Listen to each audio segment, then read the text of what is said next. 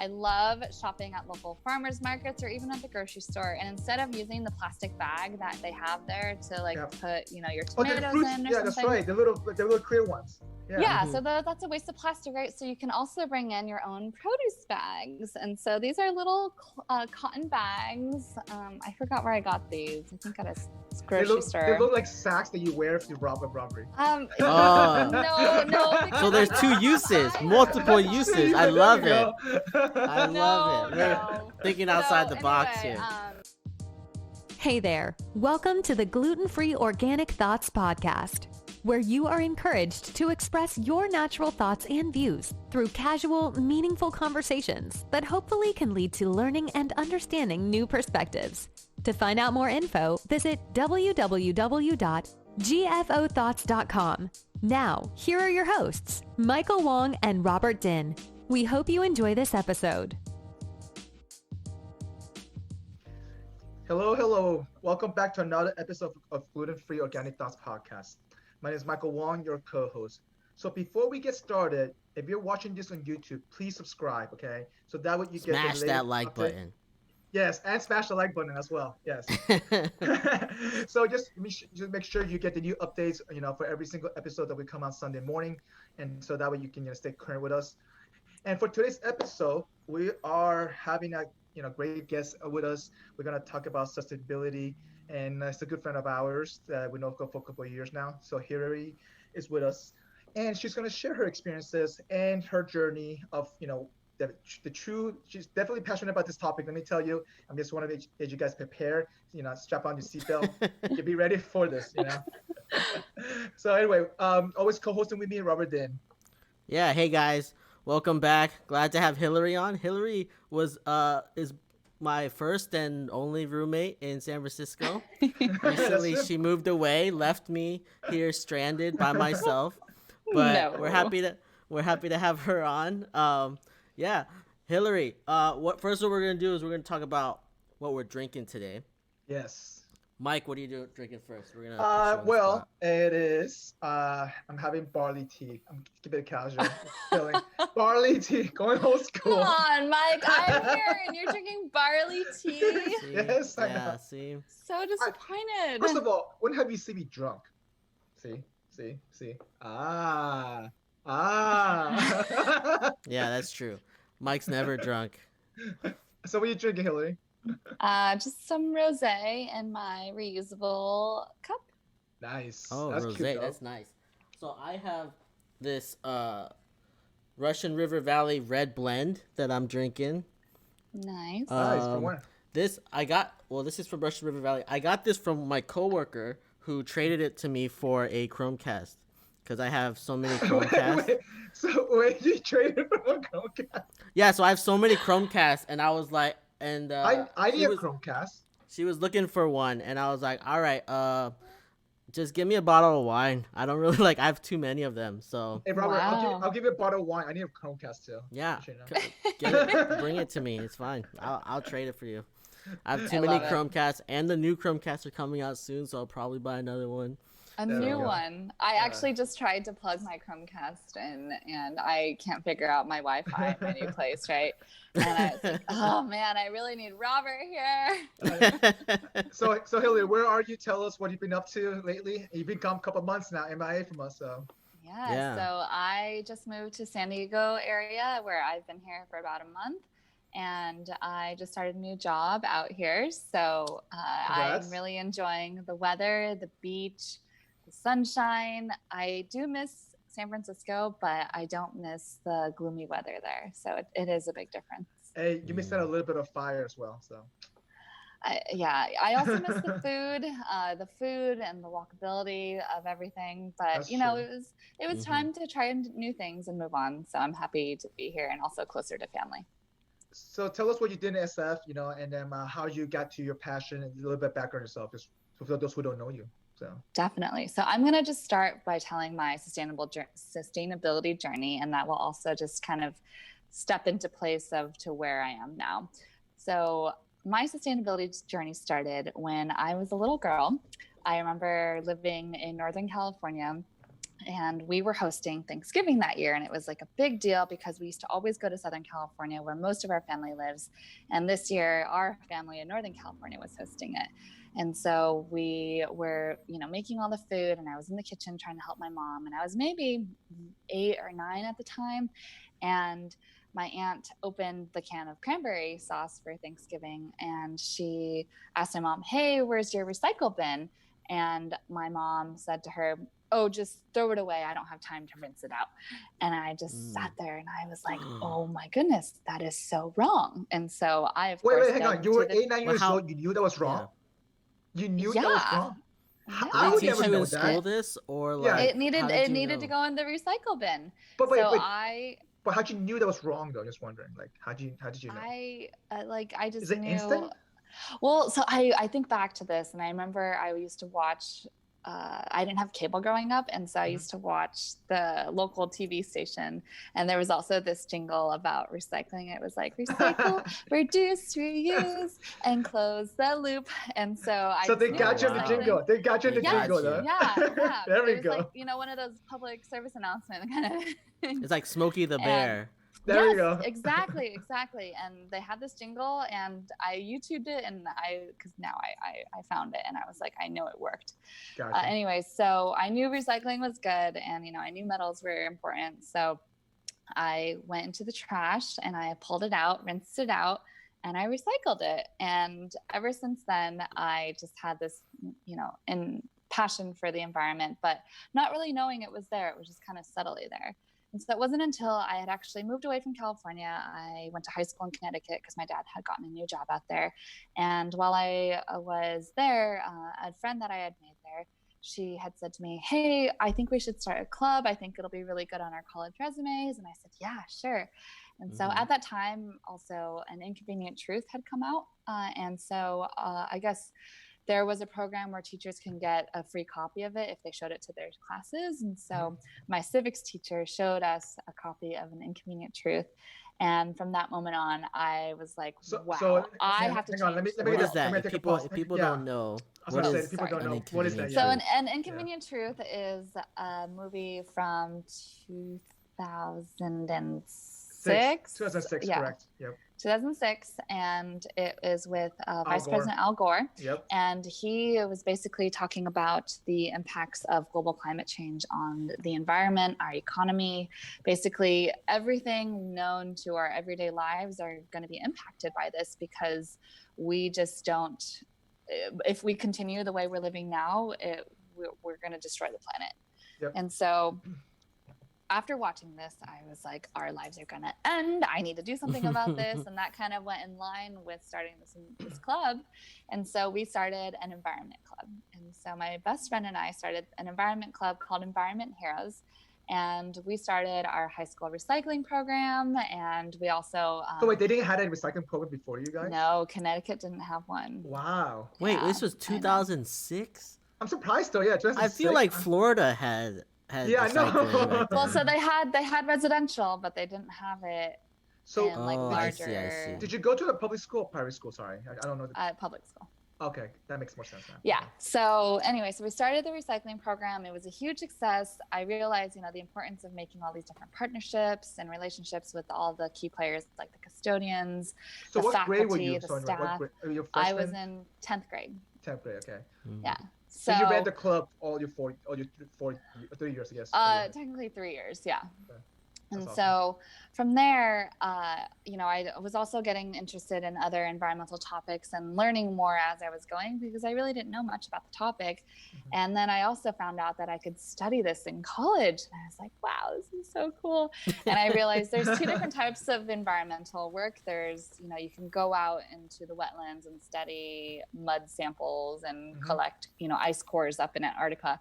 Or you could really focus on the social side of it and work on education and outreach and, working on the, people, planet, profit side where you want to awareness. Impact through awareness. Yeah, exactly. So I decided to go the environmental studies route. And I was also a swimmer in high school, and I was a very successful swimmer where I had a state championship in the 50 free, and I was runner up in the 100 freestyle. And so I found a great school, UNLV, where I studied environmental studies, and I swam. So I swam all 4 years of college, and it was a Division I program. I look back on it and I don't know how I did it, but really proud of the moments that I had. It sounds like you were well-rounded, to be honest. You think you started a club, and you were athletic, and you were smart. So what else do you want? Yeah, why not? Why not? So yeah, exactly. So then I moved to Nevada, where I did my 4 years of swimming, and I also studied environmental studies, and I have a minor in marketing and also another minor in solar renewable energy. And then I also, at that time, had a lot of different mentors kind of coaching me into my sustainability journey. And so did you pick a school based on your major or based on swimming? Or was it both? Both. I wanted the combination of both. Got it. Yeah. Okay. So UNLV was the perfect combo. Well, because I don't know anything about UNLV, the program, stuff like that. So I was just wondering, that's why. So also, yeah, they had a great swim program too. Yeah. Also, like when you were growing up, what did you want to be when you grew up? Like, you said you didn't know about sustainability till you're in high school. Like, what did you grow up wanting to be? Yeah. So I really didn't know while my freshman year of high school, or when I was like in 8th grade or anything. So I actually like when you were little, like when I was little, like what were you in inspired elementary school, you write down like what's your dream job. Mine was to be a waitress at a local restaurant. Wow. And yes, nice. Because we used to always go there, and I loved the waitresses there, and I just aspired to be just like them, and they were great. Okay. And now I look back, and it definitely wasn't the profession that I would have wanted to be. It was to be the type of wonderful human that our servers always were. The kindness behind that. Yeah. Okay. Exactly. Yeah. So now, at 8 years old, you knew that was wrong because based on a cartoon or a jingle, and then that led to that led to build obviously forming your own club in high school. Like, do you think you made a huge impact those 3 years in high school? At the time you senior year, do you felt proud? I'm just wondering. I'm just curious. Definitely. So by the time I left, the club had continued on. We had flipped the compactor from trash to then collect recyclables because there was so much recyclables being collected. We also, by the time, like 2 years later, my sister was actually then in high school, my younger sister, and she took over the club. That's and nice. By then they became the number 1 recycler for a public building in the state, and number 6, like the 6th highest recycler in the country for a school. Damn, what a legacy that's to leave awesome. behind. What a legacy to leave behind. That's all I'm saying. That's crazy. So it was really great. I'm happy that I did that, and it lived on. Like, were you able to show economical impact, how much money they could have saved or stuff like that at all, or even just in general? Or did you have to do that? I think so. So typically when you recycle versus throw away trash, your rate will be lower because recycling is typically like a different way of disposing of things. And so I probably saved them money through recycling versus having to dispose things into a landfill. But did they care? Because obviously they had to care because it's a public school to a little bit, right? Because if it costed money to do that, they might not have done it more. But it sounds like they did save some money. Because I'm sure they did. Yeah, I'm not quite sure how. But they get like 5 cents a can or whatever, right? Yeah. Isn't that how it works? Yes. It depends on the state, actually. Okay. So your state has to have a bottle tax redemption. So that's why every time if you look on a can, there's certain state initials that are next to it. Oh, that's right. And it's exempt in it as well. Oh, yes. That makes sense now. Mm-hmm. I did not So know actually, when I lived in Connecticut, they only had the 5-cent tax on carbonated beverages, but not on things like water bottles or Gatorade bottles. And so there was a really push. It was called the bottle bill to get more, to apply that incentive onto non-carbonated drinks. So I wrote letters. I did a bunch of so wait, you wrote to the my political. I wrote to state assemblymen and just in support of adding this tax, and it got passed. So I hope that my letters. It shows that it was all you. It's really important. Civic engagement is very, very important. I completely agree, especially at the local level. I feel like even though sometimes you feel like you may not make an impact, but guess what? It takes one of you to start something, and Exactly. ignite the fire, and people will follow through. So Yeah. I completely agree. So you finished college, then what happened next to your career? Yes. So then I decided to go to grad school actually, because the sustainability field is actually pretty small and it's very competitive. And I had a mentor tell me that I needed like a specialty in a topic. Mm-hmm. So, he had said, there's so many different, sustainability is so broad, but there's energy, water, waste, transportation, climate emissions, like you name it, but you need to be good at one thing. And so at that time I was like, oh my gosh, what am I going to do? But I decided I had a really good opportunity to stay for grad school. I made a lot of connections while I was there. So I was able to secure a fully funded graduate assistantship to where I was able to do research and also get my grad school paid for. So I stayed at UNLV for grad school and I got a master's in water resources management. So you focus on water resource management. Why water? Just wondering. So water is such a precious resource. It's also a very sustainable resource. Yep. And if you don't know much about water in Las Vegas, because that's really the watershed that I studied, it's basically like a big gray water system. So all of the water is recycled there, and it's probably one of the most sustainable water supplies in the country, which is really, really neat. And I also interned with the Water Authority there. So that school, I guess, is known for that program. I guess it's well, that's what it sounds like. It's definitely a topic of interest there because, you're in a desert environment and it's really important to figure out ways that you can conserve the resource and also manage it properly. So that way, because, there's not excess of water, let's say like there is in Colorado or somewhere near like a mountainous range where there's a lot of snow is where there's usually a lot of water. Yeah. So then after I finished grad school, I got my first job in the Bay Area where I worked with a local community college district on a variety of sustainability initiatives, really focused on operations and facilities and trying to find ways that I can save money through utilities and also through just operations in all of the buildings in general. So whether that's saving money on the energy bills, the water bills, the trash, you name it. But what I really found myself being passionate about was meeting with people and talking to them about sustainability. So I then moved on to my second job, which I worked with the local trash recycling and composting company in San Francisco, where I did a lot of education and outreach, really empowering people to make the right decisions on, how to properly sort their waste and really show them that it's not that hard and it's not that complicated and that your everyday decisions really do make a big difference. So did you go to company to do that, or how did that work out, or they came to you? So I did a lot of presentations in offices. It was actually a lot of fun. I went to Robert's former company and I was there in their cafeteria helping people sort their trash. But to me, like people think it's Robert's gross like, touching. Oh my God, it's my roommate. No, I was telling everyone to go. I was like, oh yeah, you guys gotta go. He like sent all of his coworkers and they were like, there we go. Hungry? And I was like, yeah. But it was fun. I enjoyed it and it was a really great opportunity. And then I am fortunate enough to be able to continue my sustainability journey because it's actually a really tough industry to be in. It's very competitive as well because there aren't that many jobs in it, unfortunately. But I was lucky enough to continue my journey. And I recently moved out of San Francisco to San Diego region where I now work in local government, implementing a local climate action plan and implementing a variety of sustainability initiatives. That's awesome. So now you're really hands-on now, super hands-on. Yeah. Definitely. So I definitely have, a specialty in water. I also have a specialty in waste after, working with a recycling and composting company.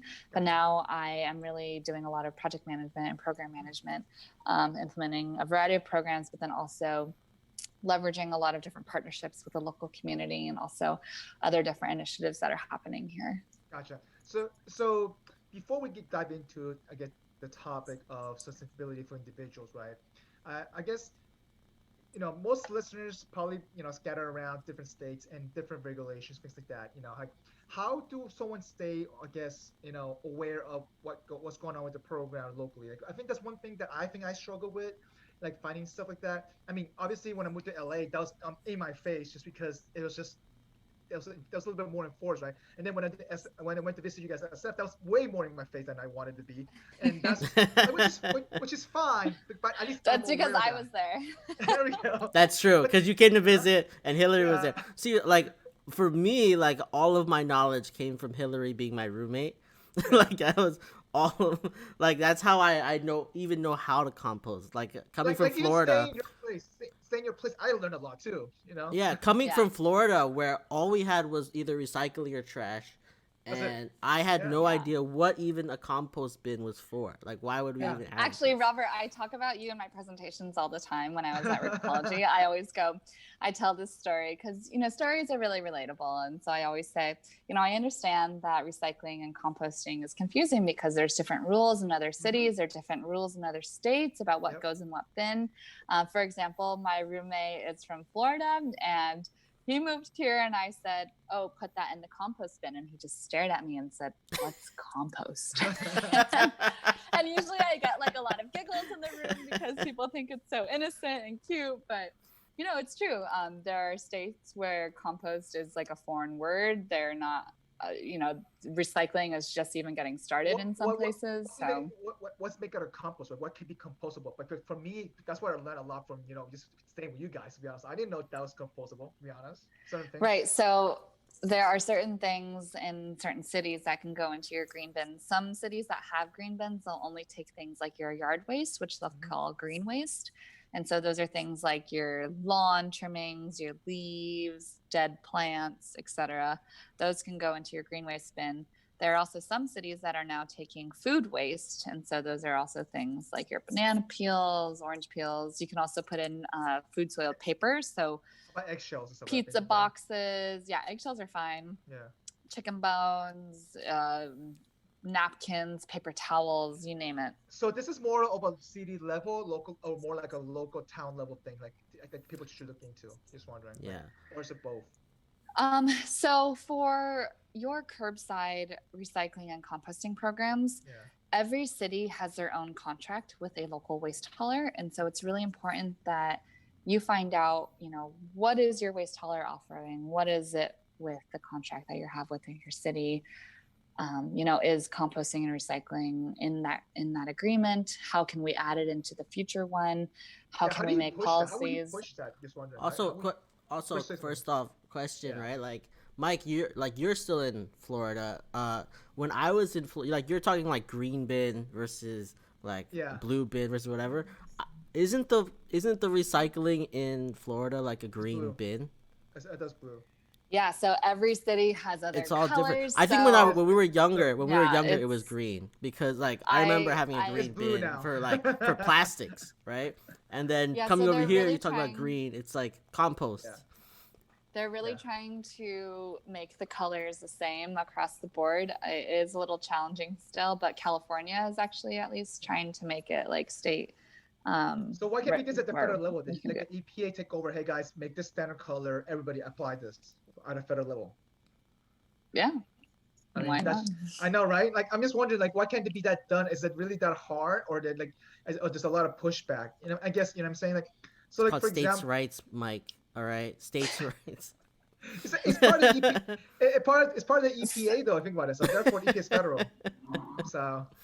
That's what I'm saying. We have the right to have our own greens and our own blues and our own blacks. So unfortunately, public waste is something that every city, can't have their own contract for because you want to have competitive rates as well. Of course. And so it's up to the citizens of that city to say, hey, these are the things we want. We want a recycling program that takes XYZ products and make sure that there's a market for them to be recycled. Mm-hmm. We also want a composting program where we can compost our yard waste and our food waste. And, we also want it at these rates. And there's great examples of how this is a possible and proven great example of how to, create waste and dispose of it properly in places like San Francisco or also Washington, Oregon. There's many cities out there that have successful programs, and it just takes these people going to their local city council people, assembly members, you name it, and that's it. It inspires change. And I mean, I get that sometimes, obviously, one or two people might not help. So how would you go about to get everybody to get on board? I'm just curious. Like, for example, like, can I spam somebody on Nextdoor app? Hey guys, we should start doing this. It doesn't exist, right? For example, like I can look it up. Obviously, in this area, it doesn't have it. Like, I guess what is a good way to actually make an impact right away? I guess if obviously the program doesn't appear it doesn't appear overnight, right? It may take years, it makes 2 years, and it may take a while to change the contract. Well, so what someone can do in the individual level, one, and two, what someone can do, prior, just a home individually, just wondering. Yeah, so there's different levels of ways you can get involved. From what you're talking about, from influencing local government. Mm-hmm. Don't ever think that you're just one person that no one's listening to, because they are listening, and that one letter, that one phone call that you make will make a difference. And if you can get your neighbor to do it, if you can get your fellow church members or club members or whatever local organization you're a part of, the more the merrier. But don't ever think that one thing that you do isn't going to go unnoticed, because it does make an impact. And it could just be like, it's not like no one knows about it. So like once it's like, if it's on the ballot, people will vote for it. But like without it being on the ballot, they won't even know that it's a possibility of having it, right? It might be like something. It's hard to get it on the ballot, to be honest, man. I get that, but like that's where you get more of the exposure. Awareness, like you get exposure, awareness out, right? Mm-hmm. Mm-hmm. That's true. But then there's a lot of other things that you can do in your daily life, and that's like just in personal decisions that you make in your shopping, in your eating habits, you name it. I have some examples if you want to see them. Yeah, let's dive into it. Okay. Let's dive into it. Yeah. So there's kind of what we call the zero waste hierarchy. So the zero waste hierarchy is basically, first thing you want to do is refuse. So if you can refuse a product that you don't need, or if you see a product and it creates excess waste and you're like, wow, I can refuse that and not create that waste, that's step number one. The second thing you want to do is reduce your use. So if there's a product that is probably trash, but you still need to use it, try to figure out a way that you can use less of it, because then you're reducing the waste that you have. And the next thing you can do is reuse. And so there's a lot of reuse that you can do, and I'm going to show you some examples of reuse. And so examples of reuse, number one is your reusable water bottle. So this is always a great example of how you can just refill your water bottle instead of using disposable plastic bottles. And yes, you can recycle the plastic bottles. However, when plastic is recycled, it's actually downcycled, meaning that it's turned into a lesser product every single time. So your plastic water bottle, it's not going to turn back into a plastic water bottle. It's going to turn into like a mixed plastic that will go into something else. And then when you recycle that mixed plastic, let's say that's like a black plastic food container. When you recycle that, it's going to be turned into like ground pellets, and then maybe it'll be turned into something else. So it's become less and less, I guess. Less and less, and then eventually it's turned into trash. Gotcha. And so recycling isn't the best answer. So that's why we're really trying to focus on reuse. Okay. So you can either refuse it, reduce it, or reuse it. And so we're going to focus on the reuse right now. So another great way of reuse is also, instead of getting your disposable coffee cups, just take your reusable cup to your local store. Most of the times they're often really grateful to do that, and they'll even give you a discount to just bring your own cup. Right now it is a little bit harder because it's harder with COVID. That's why. COVID, yeah. But be patient, because I think we will get to a time where you can reuse these. Another alternative is, instead of going to Starbucks every day to get your coffee, get a French press and make your own coffee at home, and then you could just put it in here and warm it up, and it's really easy to do. That's true. I'm about to get a Vietnamese coffee. Wait, you're gonna give up what's called blue bottle? And I'm gonna make my own give up blue bottle? Coffee.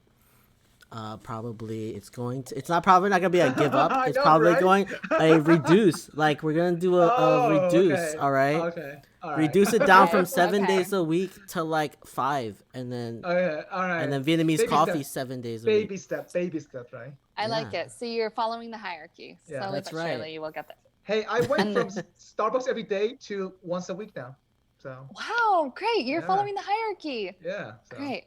Okay. So then another example is I love boba, and I don't have my straw with me, but I have this really cool bamboo lid that I got. I think like a boba jar. Yeah. Oh yeah, you gave me a boba jar too. this is a mason jar, and you can, during regular times, let's say you go to Boba Guys and you say, hey, can I get my boba in here? Would they do and that? they'll really? totally make your order. Yeah. Yeah, I did I've not done know it that. at a couple of different boba shops, and they're totally fine with it. Actually, I have a complaint about that. But that's my rant, by the way. But I'll tell you later. But let's go That's ahead. your rant? Okay. Oh, man. Okay. Oh, man. Well, so, this is a really good opportunity to do that. And then also, I have my wine in here, and this is good for like, if you're going on a picnic and you don't want to bring a disposable plastic cup, you can just bring your reusable cup. And it keeps it it's cool. Great. It keeps it cool as well. So that's true. Great idea. Yep. Other things I have. Hold on. I have a lot of things in front of me. I want to know how big is the table behind you? Me too. She's grabbing. I feel like she's got table. so many things all around. She's gonna grab. So this is called a stasher bag, and it's actually like a reusable Ziploc bag. Yeah. And it's really great. You can store, your veggies or just leftovers. I always keep one of these in my backpack, and I just, even if I have like leftover. Is that like, is that like a silicone plastic? What is that? It's food grade silicone, and you just put your items in here, and then because I think washing that would be crucial. Yeah, so I just put it into my dishwasher, and or you can just rinse it out, wash it with soap. And then to keep it open while it's drying, because it stays kind of closed and you don't want it to get moldy, I put a wine cork in here. And actually on my Be Ecological Instagram page, you'll see a good example of that. There we go. There's actually a couple. So these are really great. I love these bags. I have a question. So what's it like? So the difference between that and like a regular Ziploc bag? Yeah. So a regular Ziploc bag is disposable at some point. Like this year, I'm probably going to use like over 1,000 times. Yeah, but at what point do you throw it away, right? The third time always. See? Third time? But this, you're not going to throw this away after the third time. Mike, you don't wash your plastic bags in the No. Like, so when growing up, I think it was just because my family was poor, but we would always be like washing our Ziploc bags. Like it's just a thing. We washed it too, but only for 3 times, because after that it gets broken or ripped or whatever it is, So well, these do not really break. These are sturdy. Easier. So they have Robert, different sizes? You used to see these. Yeah, there's a couple different sizes. Okay. There's also some that stand up. There's like little pocket-sized ones. So there's a use for everything. So I'm guessing nice, you find those on Amazon, I'm guessing? You can buy them anywhere. I don't recommend buying them. So another thing I do, talking about the refuse hierarchy, I don't order anything online. It's very rare if I do. And I ask Robert for help. Hang on. Time out. So where will you buy that then? You can buy this at who has these? Target? Like Bed Bath and Beyond. Target sells these. Bed Bath and Beyond. I think a couple maybe grocery stores sell them, right but now, these are pretty much everywhere. Not to buy online. You ruin the convenience. Because that's packaging. Oh. Yeah. Have you ever gotten an Amazon plastic. package and like 90% of it is nothing? Like it's that's just true. like right. It's this little tiny. I have this mouse and they gave me this huge box for it. Like that's how it is. Right. So I don't even have any like online subscription accounts. I always, if I ever do need something, I ask Robert to help me. But I just want to refuse the packaging because I don't want to create it. So wait, so you purposely do it because of that reason. So what if Amazon decided to help out and like magically fix that issue? I mean, they're still gonna send me a box, and I created cardboard waste. But what if you return the cardboard back to Amazon and they give you 10 cents for it or whatever? But then there's a lot of emissions that went into shipping me that box. That's true. I see what you're saying. Yeah. When everything was already sent in bulk to the grocery store, and if I'm already going to be there running errands, I can pick it up there. Correct. Got it. So that's on the refuse side. Wait, I have more things. Don't worry, guys. Yeah. Okay. No. I mean, this is good to know because I mean, most people don't think about that kind of stuff. I didn't even think about that kind of stuff, to be honest. So Definitely. I didn't think about it till Hilary told me about it. It's okay. So one of my favorite items is a reusable utensil kit. And so basically, I just carry this in my purse or my backpack, and every time I go out to eat, a utensil kit. Oh, okay. Yeah, so it has chopsticks, a fork. Is that bamboo? Bamboo, yep. So bamboo is a very renewable resource because it grows really quickly. Yep. And so I use this instead of grabbing a plastic disposable one that I would just use once and throw it away. And granted, yeah, you might wash your plastic fork and use it a couple times, but at what point you're going to throw it away? So I highly recommend carrying a set like this in your bag, and that way you can reuse it. I also have another couple sets that because I have a bunch in my bags. I have this really cute like spoon and fork here. And this is like really good. Fork? It's like a spork? Yeah. It's like a spork? No, but it's one side is a spoon, one side is a fork. Oh, okay. So it's not really a spork. Okay, I see what you're saying. Yeah. No, it's like a cute little thing. And then I also have this set of chopsticks where you put them together. See? Oh, I like that. Yeah. And then they're really small, easy to carry, and you just use these. So I have actually a funny story with chopsticks. So speaking of funny stories, I went to a ramen shop in San Francisco, and I had my reusable chopsticks.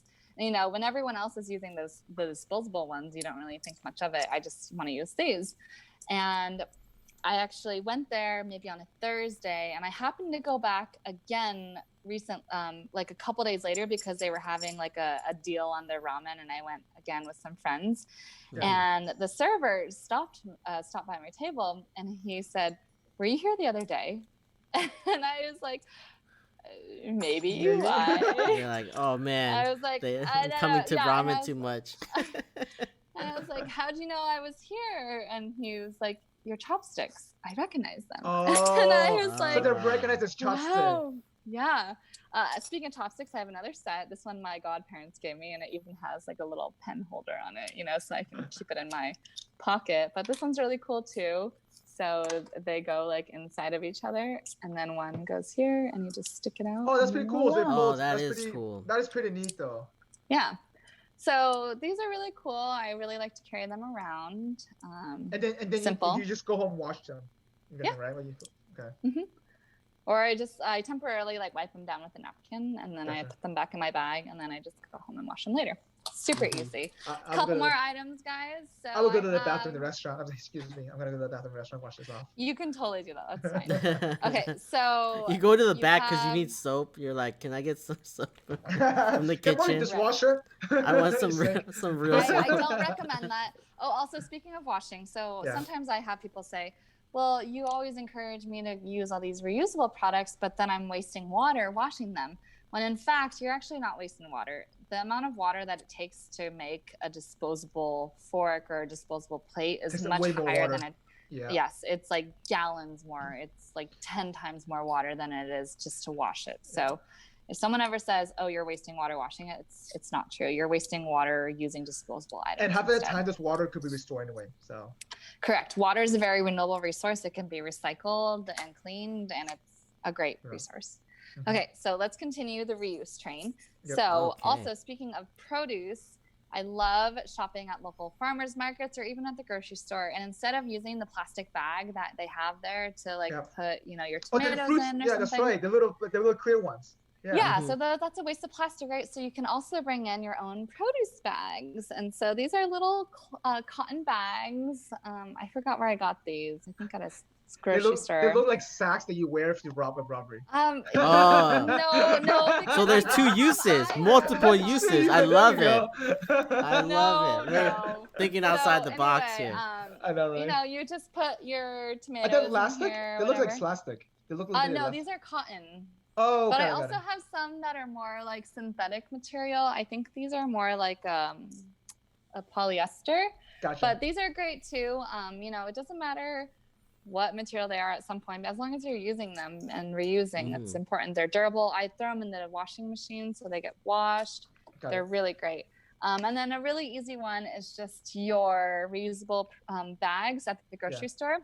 And so this is my favorite bag. I just actually refound it while I was packing up and moving things. Nice. But my friend got me this, and it says, "Turn up the beat." That's cute. And there's a beat and a turnip on the other side dancing. Yeah. That is so good. I know, right? It's It's really cute. But anyway, so your reusable bags are really great in the store. I know right now there's. Can I borrow that bag? I'm pretty sure girls will just talk to me. Just be having that bag. Let me tell you at the grocery store. I'm sure they will. Or just don't make do a it. shirt like. Don't do it. He won't give it back.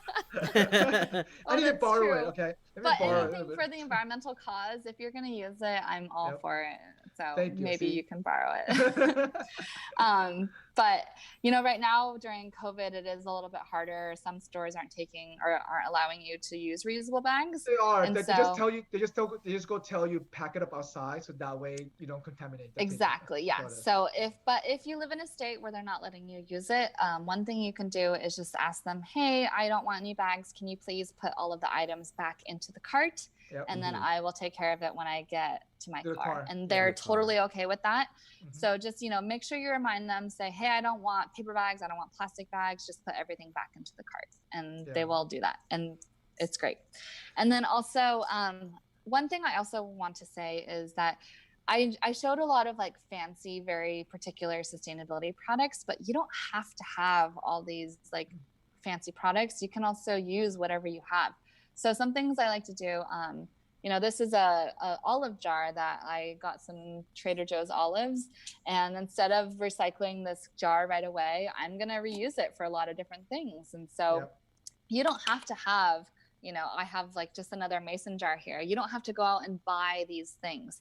You can use what you already have in front of you and already, instead of creating more resources, you already have a lot right then and there. So try to use what you have as well. I try to use my plastic bags that I have also as much as I can, just because I maybe had it from the past, right? And so I don't want to throw them away in a sense. Right. So yeah. Growing up, my family would all every single container that we had, we would reuse it.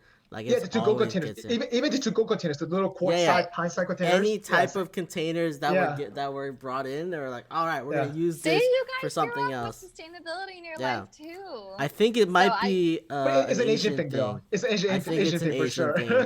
because you care about your resources. Because you would go to, I don't know, some of my friends' houses, and they would have all these fancy containers. And I'm like, what are you gonna use this? I would finish off something. I don't know what it is, like sour cream or something that they have. And I'd be like, so what do you want to do with this? And oh, throw it away. And I was like, oh, my family would not. They definitely want to keep this to bring lunch tomorrow or something. You already have sustainability. So when you talk about your sustainability journey, you can tell that story. Oh, okay. There you go. That's gonna be what it's gonna be about. It's true though, because my parents I grew up in the restaurant industry, and so we're really truly about zero food waste to a crazy degree. But I didn't recognize that until I came to the state a bit more, and more and more my parents is like, hey, so what they do is, for example, the way to cook, right? I didn't think about it until a little bit later, where they cook the whole steamed chicken, right? You have chicken, you can use the chicken to cook rice, whatever it is, but they don't throw away the bone in the trash. What they do is they take the bone to make a broth out of that, right? And then they make a broth and make soup out of that as well. And then they take the bone, then they throw it away. But that's not after, you used it completely, right? They don't try to and just that alone for me is oh, I just did it because it tastes good, but they did it because they don't want to, it's part not of just avoid food waste in a sense. And we'll get into about food waste a little bit later, but in terms of for example, the plastic container was definitely a big thing for us. We had hundreds of containers. So when I went to college, I started collecting containers just because I was I don't have it. So my roommate was like, what are you doing? You have 100,000 plastic containers. I'm like, well, I didn't want to throw them away. Yeah, you can't throw them away. You just keep them. All these things you order from to-go places, and then you have these these plastic containers. You would have stacks of them. But Robert, would you notice that I would recycle some of them here and there? I would do a clean out, a cleanse. Yeah, because I didn't really. So for me, I would rather stuff myself full and finish my food than take a takeout container home. And but to go though, this is a to go order though. We said that you don't have. So I rarely ordered to go. I would rather walk, bike, whatever it took to get to the restaurant and eat there versus take to go. Ask Robert. Yeah. How many times did I order to go? It was food? more my to go containers that were always there.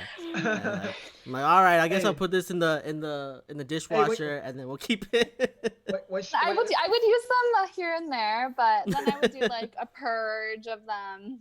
Yeah. So so for me, I guess I didn't notice that I was washing that automatically. For me, it's just a natural habit, right? And my roommate asked me like, "Hey, why are you washing these?" I'm like, "I don't know."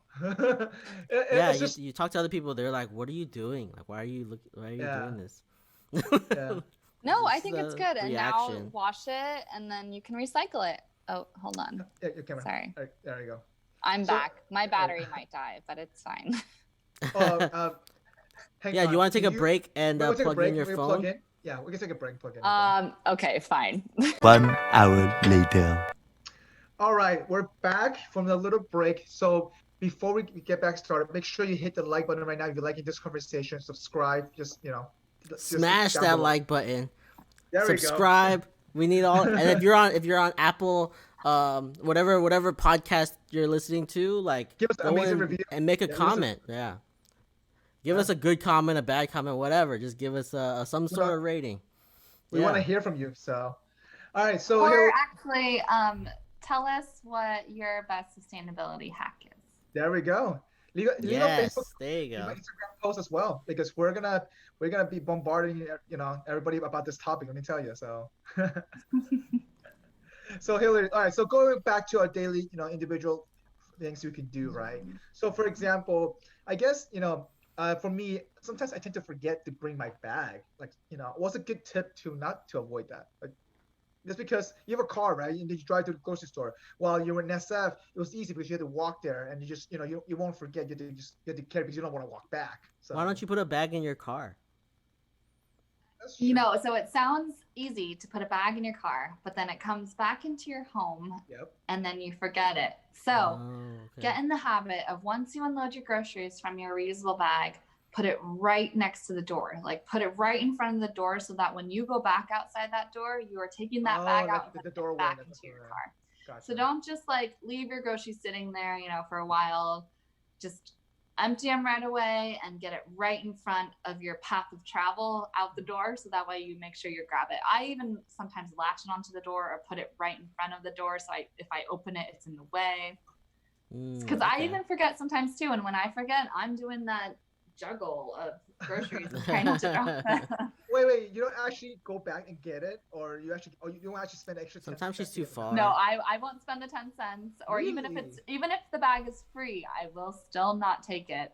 Wow, and I will stuff things into my purse. I'll carry them in my arms, or I'll put it into my cart and then just like throw them in random places in my car, and hopefully they're not rolling around. So gotcha. Wow, so I'm committed. So you are committed for sure. Very committed. Hilary's got me to the habit of, like, because every time I leave the house, I have a backpack.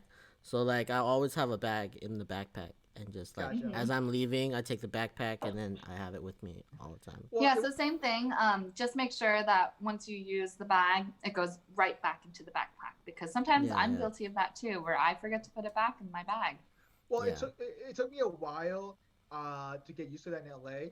And then I was like, damn it, they keep charging me 10 cents for a bag. I was getting mad. I was like, you know what? I'm going to leave a bunch of bags in my backpack just because of that. And so I got used to it. But good. But before though, like you're right, because in LA, I don't have a car though, right? And so it's just, so I had to walk. I don't want to walk back to get a bag. I don't want to pay 10 cents for a bag either. So I'm going to, that kind of forced me to have it. But then when I'm in Orlando, I have a car here. I tend to forget it all the time, and they don't charge me 10 cents for it. They don't charge you anything. Yeah, they just give you as many bags as you want. They don't even care. They don't even care. And you want to double, triple, quadruple bag it? Okay, we'll do it for every single bag. Seriously, yeah. And so for me, like, I had to tell Trader Joe's guys, like, no, I just want one bag, it's fine. It's not that heavy. And like I had to tell them, because they always double bag everything. It's heavy. And so you're going for the reduce part of the hierarchy instead of the reuse. Well, at that point right now, I had no choice. Sometimes I forget about it. But you're right. No, that's fine. Yeah. Every little thing adds up. And that's true. But in LA, though, I think having that kind of extra incentive, like them charging you 10 cents, I think that does matter, as long as that 10 cents goes somewhere useful, right? And so, do Do you know a little bit about that? I'm just curious. My favorite story about the bags thing is in San Francisco, it's 10 cents a bag. And Hilary told a story about her old coworkers where the bags there are 25 cents a bag.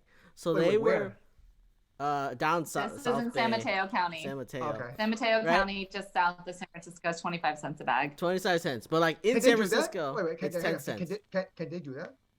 Local county policy, right? It's a county policy? Wow. Yeah. I didn't know that. Okay. So then she was telling me about her coworkers were like importing bags from San Francisco. No. Because it was So cheaper. they were so every time. No. So every time. You just make that arbitrage on it.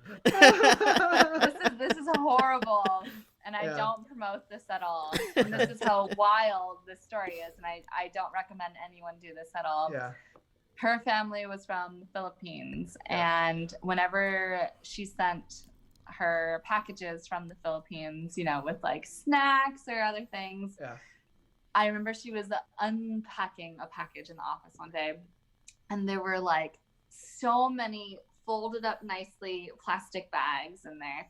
And I was like, oh, she was getting them for free? Bags? Oh, like unused plastic bag, like perfectly plastic No, they were used. And then, but she was like, well, they're 25 cents here. They're 25 cents. Wait, so she was getting from the Philippines? Yes, she was getting bags from the Philippines, not from San Francisco. She was getting them from the Philippines for free. With all the packages that they were getting. In the packages that she was sending. In her care packages, she also included plastic bags. That is so hilarious. That is so funny. Do not do this because plastic bags are bad. They're disposable. They are horrible. Just don't use them and don't import them. I think what I was thinking was I remember when I heard this story, I was like, oh, it's 25 cents in San Mateo. We could arbitrage this to get the extra 15 cents per bag. Yeah. That's what I was thinking. So Hilary, for those who don't know why plastic bag is bad, just tell us a little bit, just short clips of it. So plastic bags, they usually have a lifespan of about 6 to 12 minutes. You use it, take it to your car, drive home, and then you throw it away. It doesn't typically on most occasions. You use them for your bathroom. Your bathroom trash. Yeah, but that's one out of maybe 20 bags from your grocery haul, true. Right? Oh, I guess that's true. Yeah. And so only one of those bags is getting a second life out of it. The other ones are going to go in the trash. Yep. Plastic is a material that cannot be recycled. It is a very flimsy, low quality grade plastic, and it cannot go in the recycle bin because it will jam the sorting equipment in most recycling facilities. Really? So plastic bags cannot go in the recycle bin? No, even if it has a little recycle symbol on there, yeah. It cannot go in the recycle bin. You could take it back to your grocery store, and if they have a collection there, you could do it, but do not put it But what would they do with it? What would they do with the used plastic bag, though? So they send it to a specific plastic bag, like recycling center, where then they're able to like melt them down and create products. Gotcha. The recycling of plastic, as I mentioned earlier, plastic is downcycled every time. It's not recycled because it loses quality every time. Yeah. Also, oftentimes plastic, unfortunately, will end up in our oceans. And there are animals such as whales or sea turtles that think that because they look like jellyfish in the water. If you Google a photo of a jellyfish in a plastic bag, they look almost identical. Yeah. And these animals eat them. And when they eat them, it doesn't digest in their body. Their stomachs think they're actually full because it's full of plastic, not actually food. And they can't bypass it through their system. So they die of starvation, actually, these animals. Wow, that's crazy. Ooh. So plastic is horrible. It's not a good material. And we really should do our best to try and refuse it as much as we can. Plastic does have a certain place in certain things like medical equipment or sanitary items. But at the end of the day, it's not something that we need to have in our everyday lives. So if you can identify things that you can refuse it or reduce the amount of use in it, that's really important. So okay, pivoting to a little point of view. So compost, right? So I didn't know about the compost and what you can compost until I learned a lot from you. Can you, for those who are not familiar with that, can you tell us a bit more about it? What can you typically compost? For example, like wet napkins. I didn't know you could compost those. So compost, there's a couple different types of it. But basically, compost is anything that used to be alive and that can go back into our natural environment. So let's say you have your backyard composting program, which you can definitely do. And I've seen a lot of people actually start composting piles, especially during COVID, where they're at home more, they're cooking more, you know, they have time to start gardens.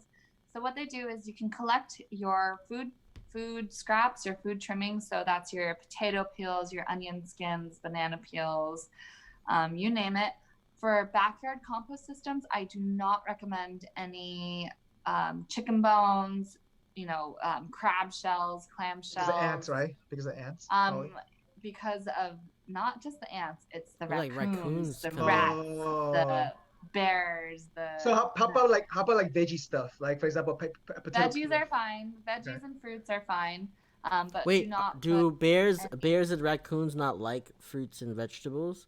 And only like crabs and right? I think it attracts bones. So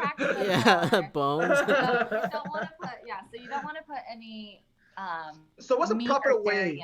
What's a proper way to cover it to avoid like ancestration, things like that, birds going into it? Like what's a good way? Like there's a lot of different composting bins that you can purchase, and they, you know, have a rotating device on it so that it turns. There's also other composting methods that you can use where you have an open container and you kind of just turn it yourself. There's also just, you know, you can buy like a tub, and then you can also cover it with different dry materials like newspapers or the straw or weeds. Or so this is a bin in your own house, like in the backyard of your house? There are ways to do it indoors. I recommend doing it outdoors, but I highly recommend just. What is the output of this? What is it? What do you do with it? Right. So once I have no you idea. have your system, I didn't even know this was a thing. Once you have your system set up, there's a lot of YouTube videos out there. Find what works best for you and your size home. But the end product is basically a natural fertilizer that can go back onto your crops or back onto your trees or your flowers. Most people use it for the tree area and to like the tree will absorb it. That's why they do it. But like, bushes. Right. So do you think that like a typical like 4-person family would make more fertilizer than their yard has that needs? So then what would you do with the extra? Depending on how big their yard is, it might not be enough. They might not produce enough, but they might. I don't know how much they eat or how much they're throwing out. So what if they have access? What will you do with the access of the compost? Of compost? I would give it to your neighbors. Gotcha. Okay. Or find some other plants that you can throw it on. Like I think community centers taking compost stuff as well, and so I've seen that done. Or community gardens, actually. Community garden takes it. Yeah, definitely look up what your local community has to offer. Yeah. Typically, a lot of garden clubs are really helpful too. There's a lot of opportunity. That's what I should join. A garden club. I should join that. That'd be great. Yeah. And then the next level of compost is you might have compost with your local waste hauler at home. And so you might be able to only compost things like your yard waste. So your grass, your leaves, your tree trimmings. Yep. But if you have the next level of composting where you can compost food waste, that goes to an industrial facility where it gets laid into long rows. It heats up really high temperatures and it gets turned in a very large scale production. And you can also then put in your meat, your dairy, your chicken bones, your crab shells, you name it. Those items can go into a large scale like curbside composting program. Yeah, and obviously this probably varies state to state and city to city, right? So. It does, yeah. So if you're not quite sure what can go in your bin, I highly recommend looking on your local waste hauler's website, or you could also go to your city or county's website. They typically have a lot of that information. So depending on the waste program that you have, check out those resources first. So do you have compost right now in San Diego? We are working on implementing it. That is one of mine. Wow. That's one of your projects, huh? Nice. Yeah. There we go. There we go. So what do you compost right now in your apartment? What do you use? Do you use a box right now to compost your food? So I have actually a bag that I keep in my freezer. So that's another tip. If you're worried about bugs, if you're worrying about it smelling, I recommend just keeping a bag of compost in your freezer, and that way, it doesn't smell. I don't know, Robert, if you ever opened the freezer and you ever saw compost in there that I was threw in there, but I don't think it wasn't that often. It was like mostly we had the bin and we threw it out pretty. So there were some times where the bag wasn't that full, and I was like going out of town for a couple days, so I just threw it in the freezer. Oh, okay. And so that way it doesn't stink and it doesn't get any fruit flies or anything. But if you're taking it out pretty regularly, it doesn't really smell. And so that's one really good tip too. So that's how I'm doing it now. And I noticed that having a smaller bin, it helps a lot more because of that you don't let it stick for 1 to 3 days. Yeah, because then you're not like, oh, I don't have enough to fill it, or Same thing for trash can. I realized that the bigger trash can I had, the longer it stays out there. So you know what? I'm gonna get a smaller trash can too as well. Exactly. Yeah. That's for sure. So now from that individual level of base, so I guess it sounds like a lot of things people can do, hence a little bit more hands-on, right? So now, is there any, I guess, key takeaway that someone can take from compost? What are the three little things that they can do right away? What would that be for compost? What are a few things they can do to? For composting? Yeah. Mm-hmm. So the first thing you can do is learn. So you need to find out, what can your local waste hauler take? What is your local government taking? What are the maybe local classes you can take in your community to learn about how to backyard compost? What are the YouTube videos that you can watch to maybe learn how to compost in your apartment? There's a lot of learning that takes place first. The second thing you can do is try and prevent the amount of food waste you're generating in general, so that way you're not having to compost that much and really eating things instead of throwing excess food away, or really thinking about the purchases that you're making, so that way you're not disposing of items instead. And then the last thing you can do is to also, if your city or county doesn't have composting and you really think this is something that's important and definitely doable, write to your local city government and figure out, and encourage them a way to figure out how to implement a program. Because, and some people say, oh, it's going to be extra work to have the compost bin, but when in fact it's already going into one bin, you just need to move it into another, and it's not that much. It's still the same hauler. That's true. It takes a little a change in like patterns to like go from like, oh, instead of just throwing this in the trash, you're gonna just dump out part of it and then throw it in the And Robert, you came from Florida. It's not that hard, right? Yeah, it's not hard at all. And then you were talking about the compost, and it's you said like one of the kids that you were teaching, they were just like, oh yeah, if a goat won't eat it, then then it's not compost.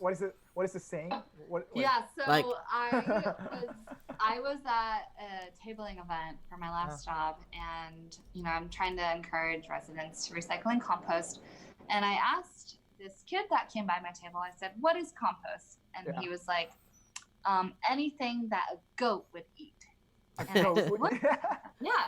looked at him and I was like, but I thought about it some more, and he was absolutely right. A goat would not eat a plastic water bottle. It would not eat a metal can.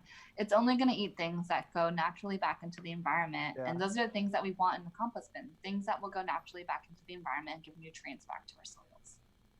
That makes a lot of sense, I guess. Yeah, in terms of, I think from that standpoint, that definitely connects a little bit more to the topic. Because I mean, as an average person that was not being exposed to it, to be honest, like my parents actually does a lot of gardening and stuff at home, so I've seen that a little bit more in action. But for those people who hasn't seen those in action a little bit, it's a little bit, one, it takes a little bit motivation behind it to kind of kickstart it, right? Two, it's the learning piece of it, learning the different ways of doing it and what is the benefits of behind that. And I think that also kind of helps drive the motivation factor of it. And then three is actually, okay, even if you're doing it to a certain scale, how can you help kind of push that to maybe to a local level? Because if they can help out, provide even more of an accessibility behind that, I think obviously you grow awareness and things like that. So I guess, find out in terms of your local areas whether they do or not. I feel like, I know that every state might vary and program will vary. I I'm just wondering, is it because it's financial, or is it because people don't care enough to do it? I'm just curious. I'm just curious. I mean, I think that people are just lazy. Or laziness, to be honest. Yeah, it could be laziness too as well. So I think it's a mixture of things. So I think people are just unaware, and it's really just a moment to learn or a moment to listen. And you just need your champions to be out there in your environment, just helping to teach that message. It could also be, if people really want this, you just have to be open to it as well. And I think you need to have local government that's interested in making these changes as well. It's not something that's political at all. It's really simple. Just nutrients need to go back into our soils and not into a landfill. It makes sense. And I know that a lot of cities have like programs of zero waste programs when they want to get involved. Like, for example, I was, as we were talking to show, I was able to Google, what was Orlando doing and what was the zero, they have a little program going on, which I wasn't even aware until I Googled this right now, to be honest. But apparently they have a 40-year program. It started 2010. So it's a 30-year program, what they wanted to do. They want to be able to kind of eliminate, some, solid waste field landfills, by 2020. Yeah. And so at least, so they do have some startup programs and stuff like that, things like that. And I think it will vary to city to city. But a lot of them, like you said, like hopefully it's just creating awareness. Especially if they're on the ballot, right? If you're on the ballot, you can vote for it.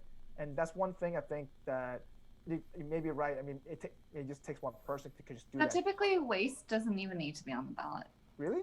It's a contract that the city has with a waste hauler. Sometimes it's even just. But their waste hauler. How would they get motivated to kind of change the contract? What would the incentive be?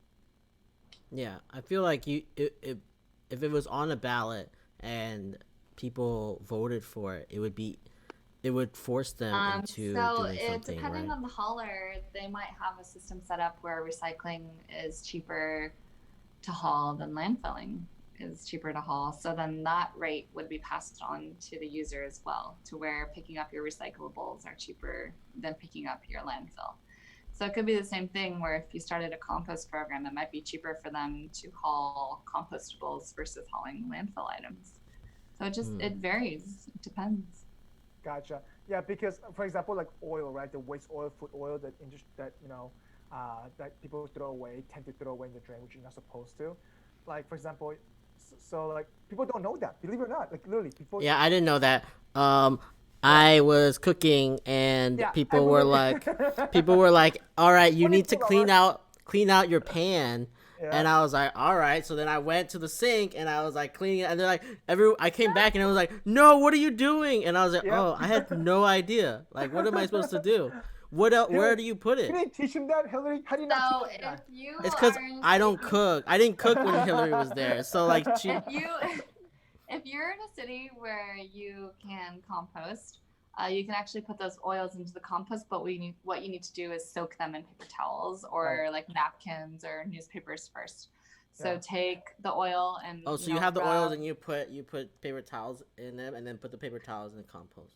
Correct. Yeah. Don't pour the oil directly into your compost bin. That will just be. This is what we're telling you. Use paper towels, Robert. I had no idea. All right. Like, well, I didn't know. So like, for example, I poured it down the drain. So people fry chicken all the time, right? And then once the oil cools down, they put it in the bottle, and you can take those bottles. They give you special containers. A lot of cities gives you special containers to pour in, and so that way you can take those oil. They can use it because they have contracts with, I guess, what's called like what are those companies called that takes oil? I forget what's the name for those companies. And then what they do, they make products out of it. They make plastics out of that. They make soap out of that. They make everything stuff out of that.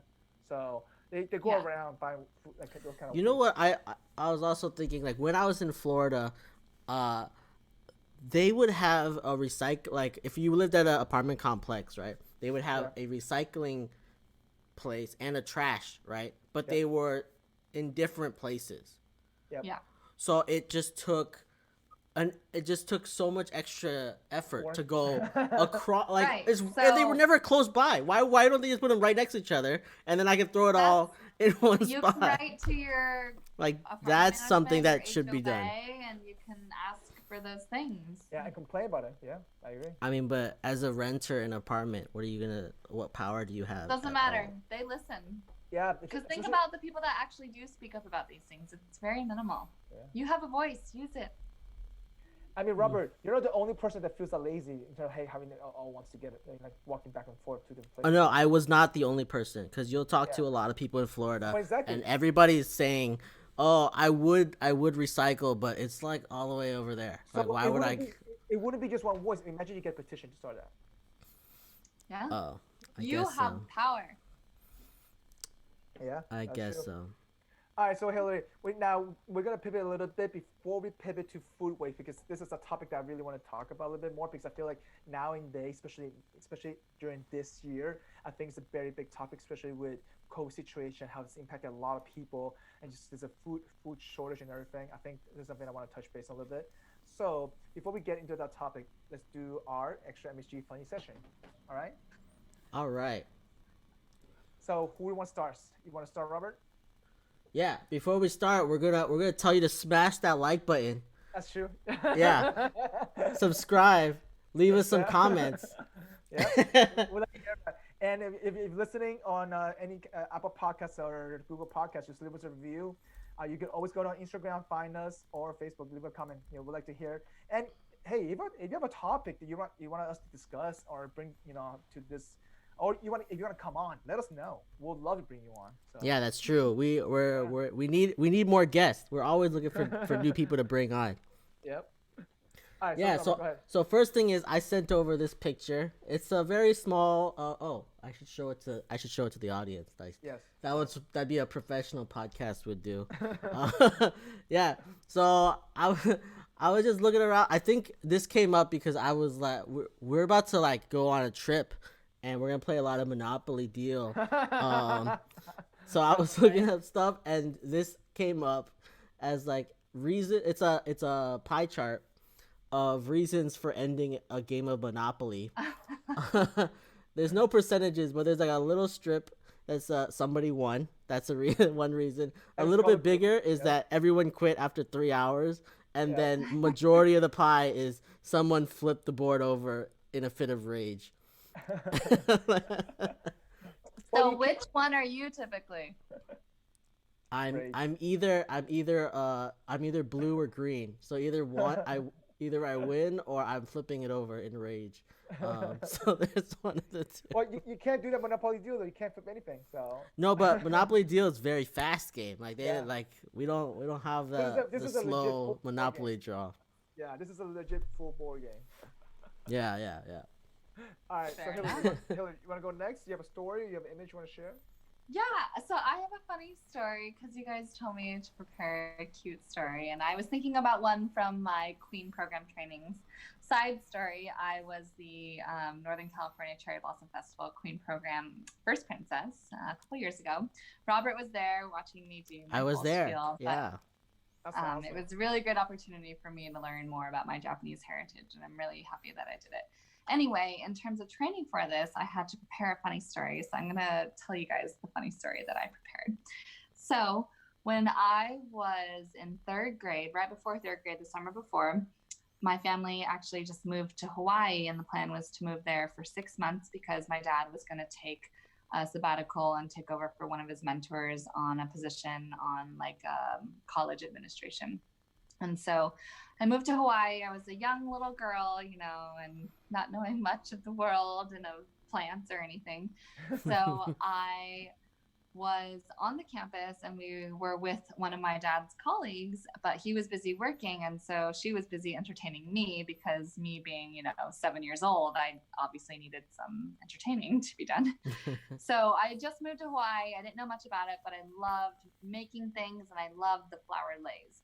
So there were a bunch of little bushes on the campus, and I was like, oh, these are great. Let's make a lay out of them. And she said, yeah, sure. So we went and got the needle, the thread, and we picked all the flowers, these really pretty yellow flowers, and we made this really pretty lay, and I gave it to my dad, and I was like, Dad, look, I made you a lay. And this was the first week or so of us being in Hawaii.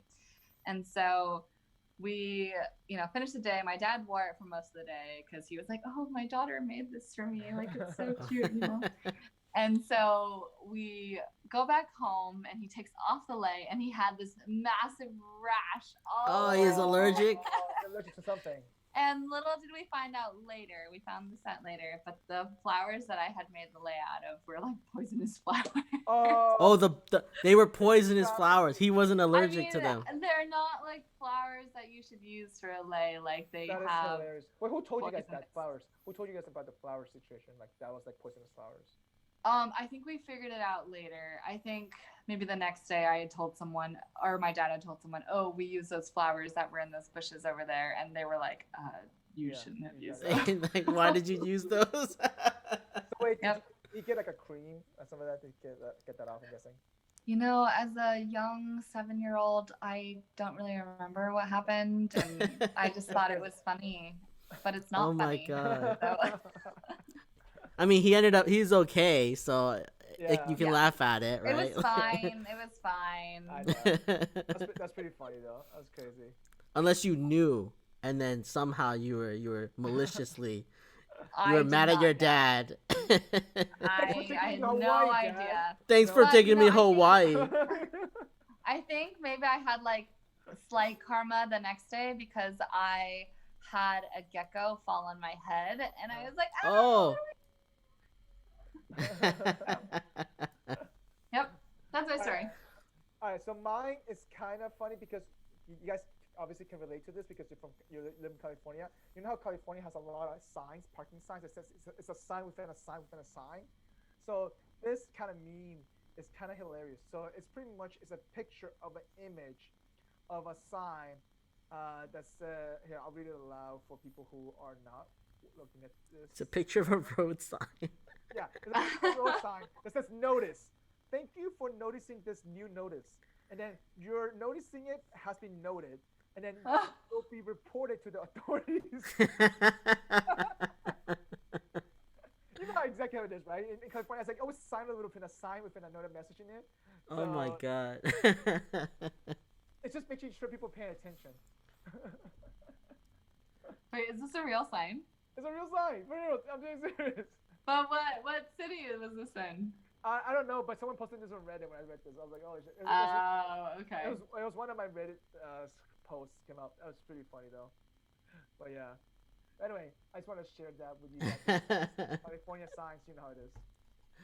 Oh my God, this is crazy sign. especially the road signs, sometimes like the streets say do not park this between Tuesdays and Thursdays within this time to this time. I know, there's so many restrictions just for no reason. Yeah, and if do not park this on Monday to Friday between this time, it's like the same exact sign, Yeah, it's true. All right, so going back to our conversation to kind of like towards the end of this podcast, so we want to talk about food waste. So obviously food waste is definitely a huge situation in the United States in general, obviously worldwide, but literally in terms of how much food waste we encounter in America, it's just beyond ridiculous. I think it close to roughly about 80 billion pounds of food, over 161 billion dollars as of 2019 when they documented this from the from the FDA website. Like literally, it's just beyond. It's just so much. And so, Hilary, I'm sure you know a little bit more about the food recovery hierarchy. Can we dive a little into it? And then, what's your experience with food waste? Have you seen, of what you encounter, some of the programs, and what could local people do about this? So. Definitely, food waste is unfortunately a problem, and I wish it wasn't. Yeah. So the way food is produced, unfortunately, it's overproduced to where we are throwing out a lot, and it's not just at the consumer level, it's at also the commercial level as well.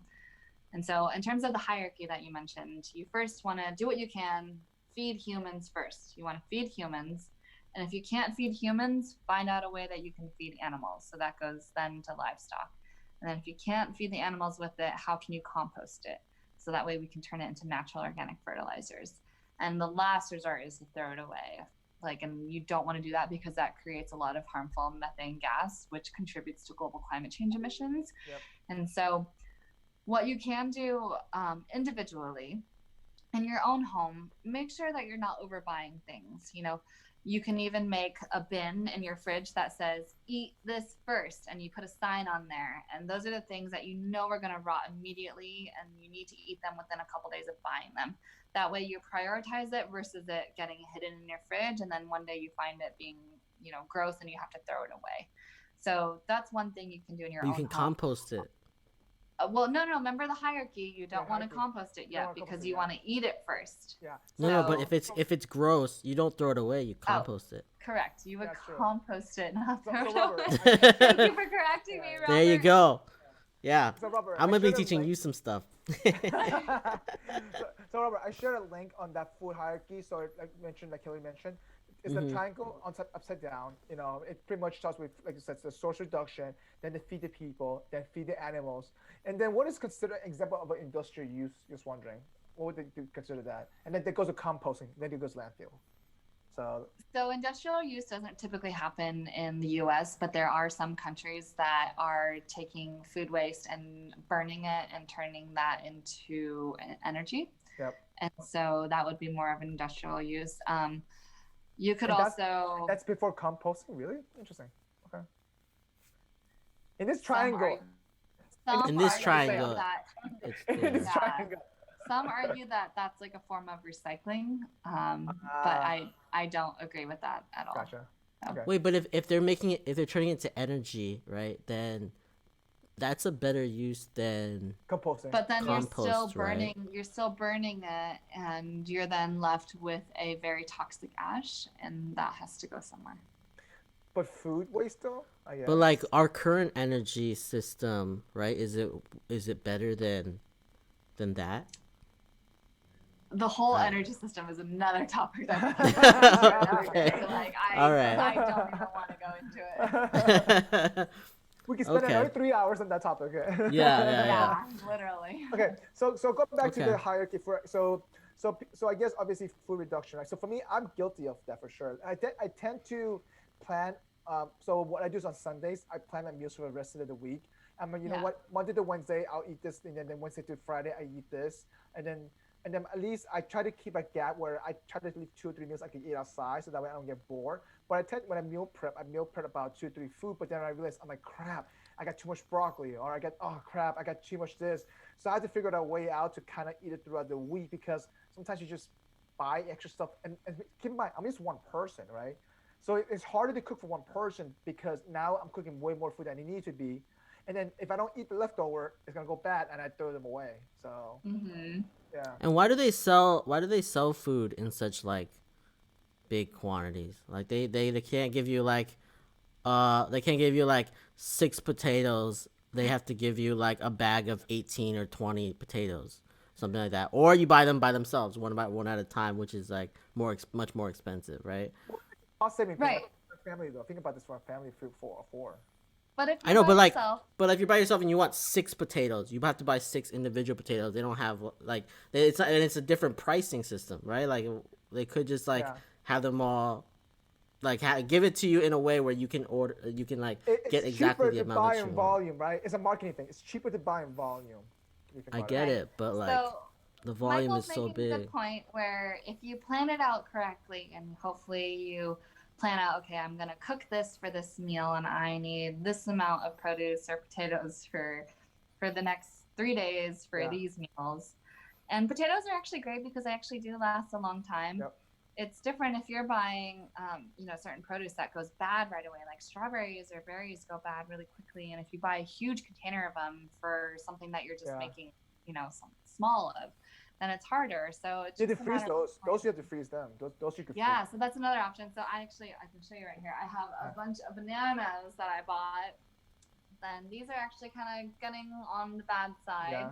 I don't really feel like making banana bread. So what I'm going to do is I'm going to peel them and I'm going to freeze them, and I'll use them for my smoothies. So how long does it last a banana in the freezer? Just wondering. Those, you slice it. Once you open them, slice it. A while. Like a month? Yeah. Okay. I didn't know that. So I make a smoothie. I thought when you freeze stuff, it lasts forever. No. That's what I thought. Like almost forever. Like a little less than forever. So okay, berries. I kept berries and strawberries and blueberries and raspberry for 3 months, and it still works fine.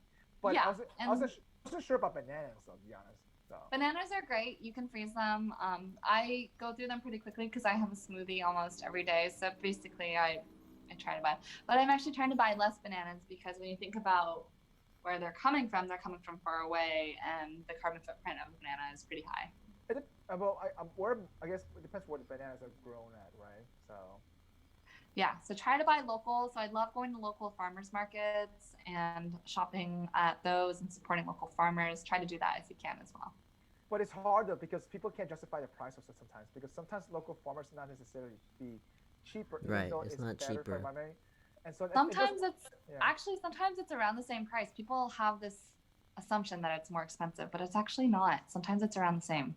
No, I agree with that part, but it's just that there's a bad image of that because it's just, I mean, at least when I was in Santa Monica, right? So every Saturday there's a farmers market literally 2 blocks from me, and my roommate didn't like going there sometimes just because it's like, yeah, I'd rather just go to Trader Joe's, everything's right there. And sometimes, and she doesn't wake up early enough, the good stuff are gone. You know how it is though, right? So, yeah. So, this is also another opportunity. Vote with your dollars. If you want to show and support local farmers, then go to the farmers market. But I understand, like, sometimes it is harder.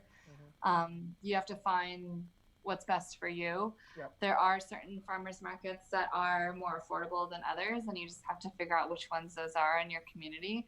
Like when in San Francisco, there were some that were really expensive because a lot of tourists were there all the time, and I'm happy that they were able to take advantage of that opportunity. But there are also markets that were really catered towards the local community, and those were cheaper. So you just have to figure out where those are too.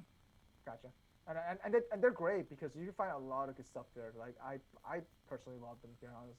And it's also nice because they see you every week, so they recognize who you are, and they're kind of like, hey, you want to get those eggs again or something like that, and they're like, and once they get to know you, they're like, okay, cool, listen, hey, you know what, if you buy another dozen, they'll give you this price. So they, once they get to know you, like literally it's like it's more of a personal approach, and you like you said, it's definitely as you supported local businesses though. So definitely. Yeah.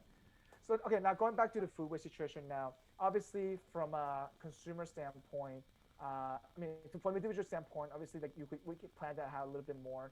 And I guess, I think there are creative ways of kind of like, for example, like using leftover food, right? For me, like the way I do is like, I tend to overcook ground beef sometimes or any kind of extra, or extra squash. I tend to overcook squash all the time. I don't know why. And I just buy a pack of them, 6 of them, and I cook all of them at once. I just tend to. I was like, a lot of squash. It's a lot. Well, it lasts me for like 3 days usually, and so what I do end up doing I got creative now. I'm gonna make a puree out of it. So I blend it. I make a puree out of it with a little bit of brown sugar and a little bit of onions in it. I just make a puree out of it, and so I make it, and then I cook whatever, and then I use as a sauce.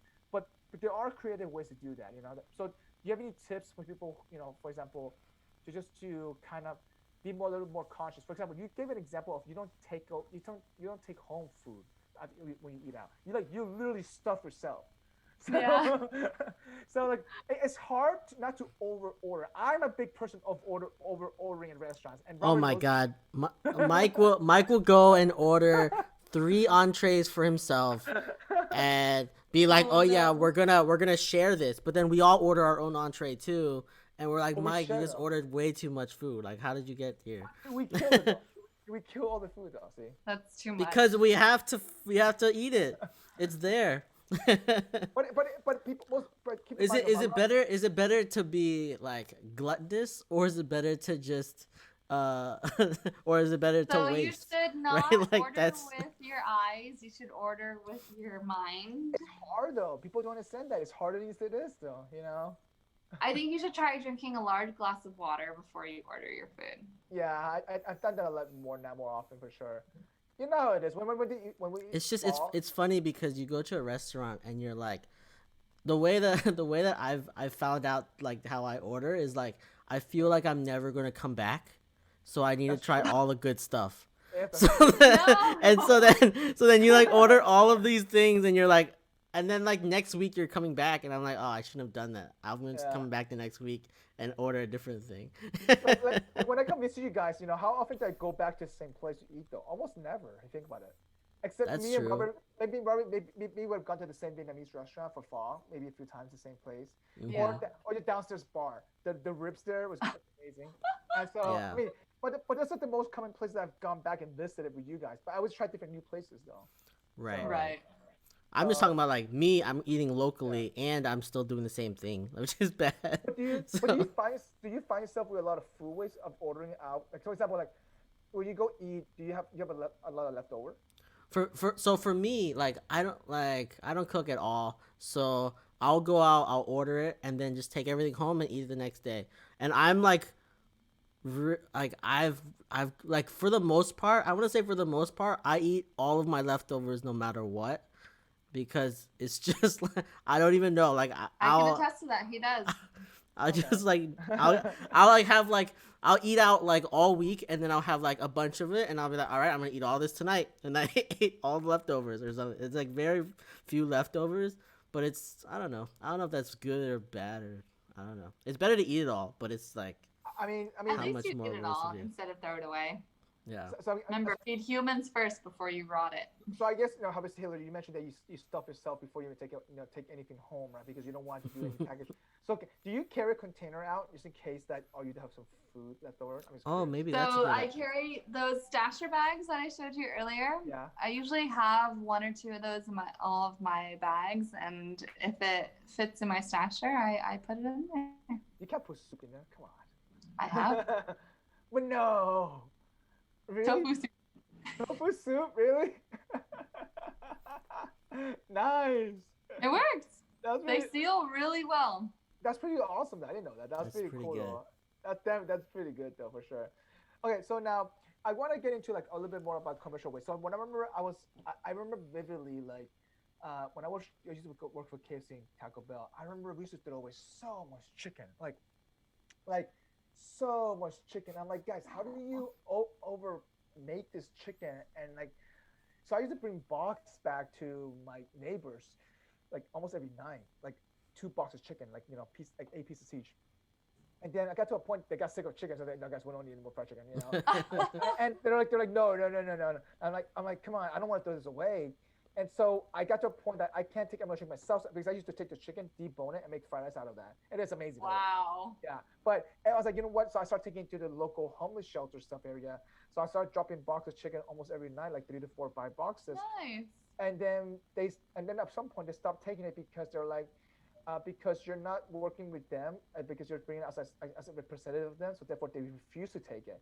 Because they found out I was just being nice to do it. I wasn't part of the, I guess, the association, right? You know what I mean? Like, I don't know what it is. But apparently the restaurant has a direct contact with those local areas as well, but I wasn't going through that channel. And so I'm like, are you guys kidding me? It's fucking food. And so I've also heard of restaurants like not wanting to do that because they're scared like of some legal stuff that would happen. Liability purposes? Yeah. But they sign waivers for that though. That's the whole point. They sign waivers.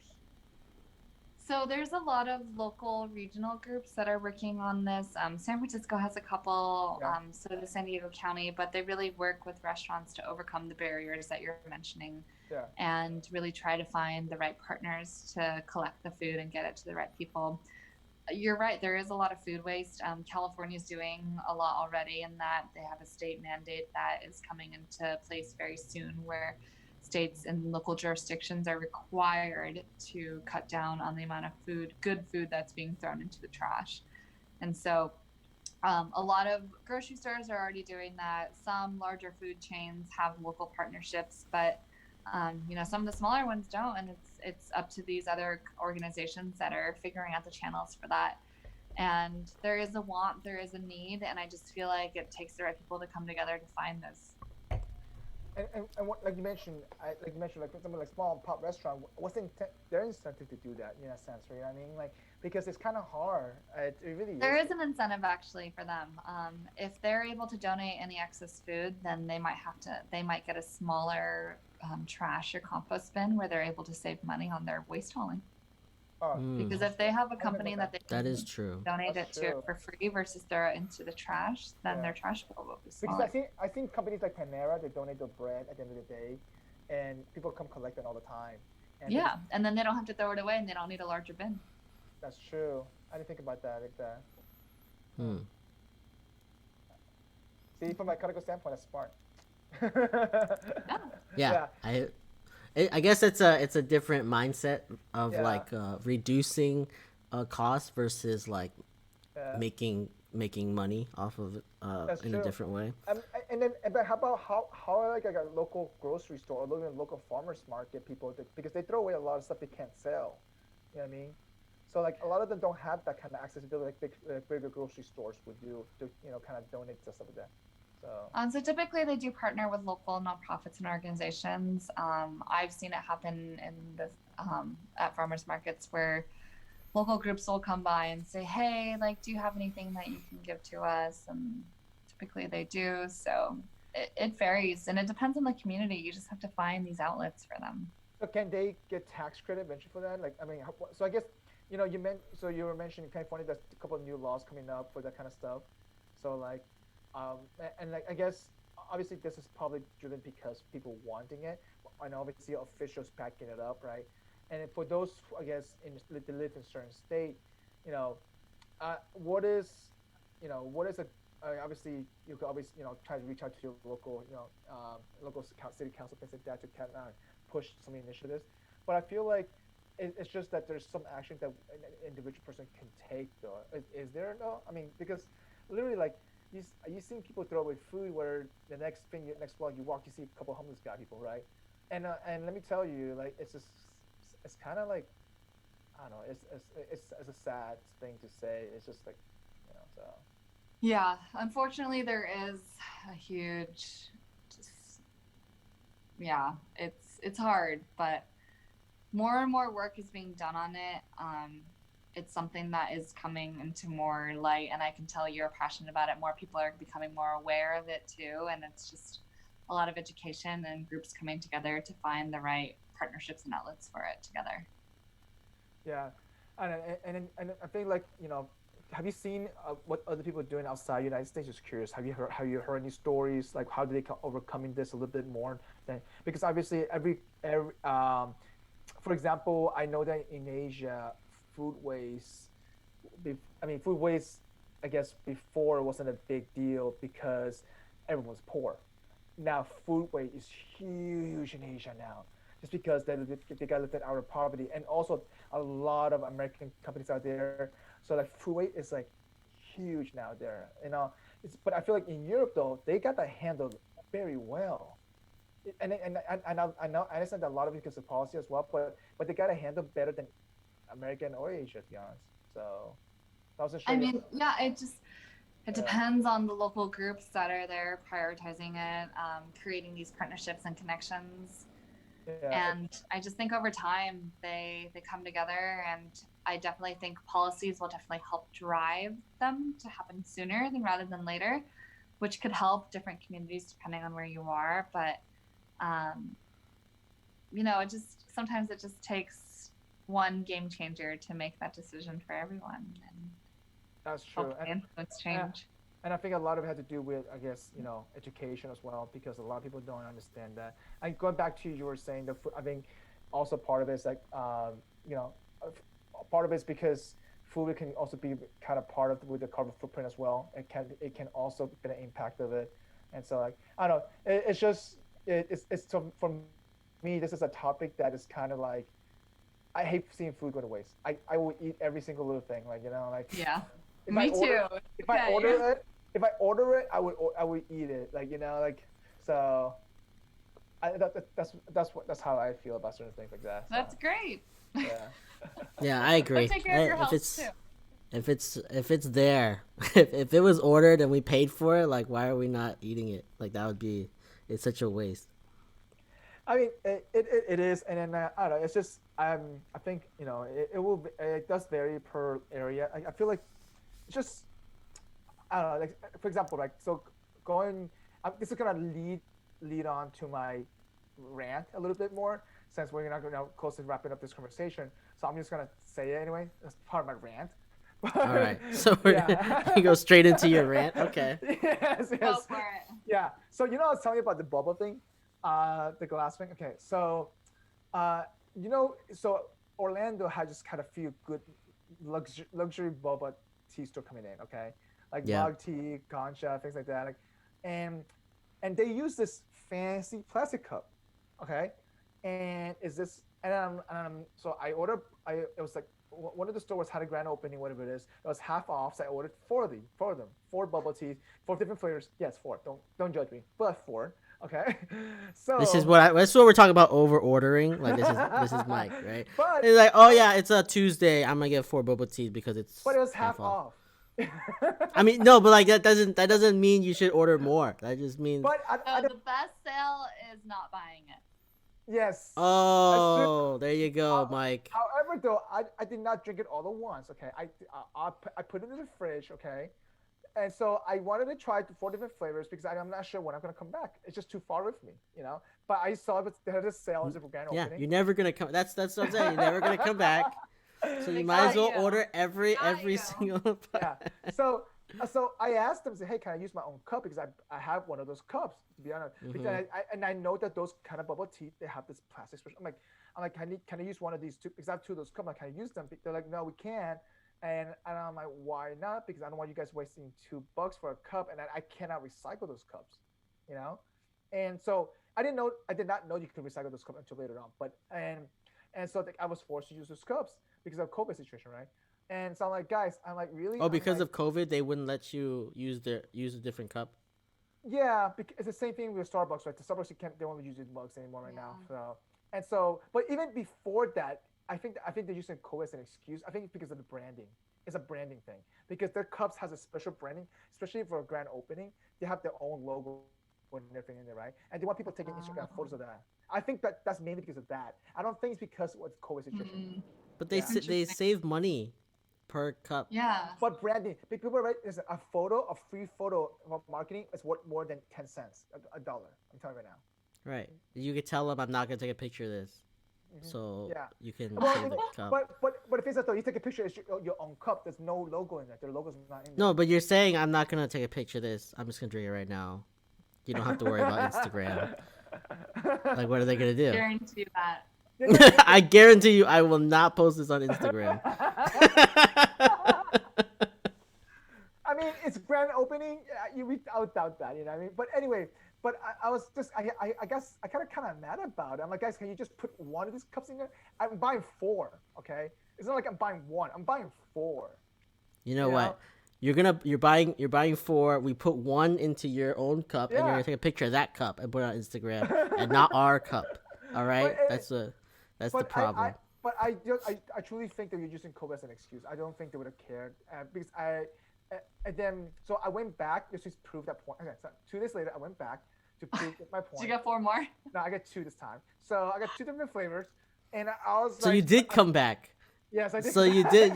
You said you'll never come back, but you did come back. Okay. So it wasn't grand opening, right? So I went back just because I want to try to do the flavors. Okay, they were pretty good bubble tea, okay, and it was to a point that I'm gonna try this again with different with the same cups to try to see if can you let me, because I really want to see is it really a COVID thing. And then the store manager said we can't do it because of company policy. And I'm like, oh, it's company policy now. It's not COVID. So it was a different story. So it was definitely interesting to see that. I don't know. For me, it just kind of got a little bit infuriating in a sense. But long story short, though, yes, I did order them, but I did not let it go to waste. I did drink all of them. Did the cup affect your drinking experience? Because maybe that's what they're saying is like this superior cup is what is gonna make your drinking experience of boba so much more better. It's a branding thing, and then what pisses me off is that you cannot recycle them. They didn't even know that. They're like, yeah, you can recycle the plastic. So they didn't even know that. People assume every plastic can be recycled. Yeah. So I understand your frustration, and with your rant, how do you want to act on it now?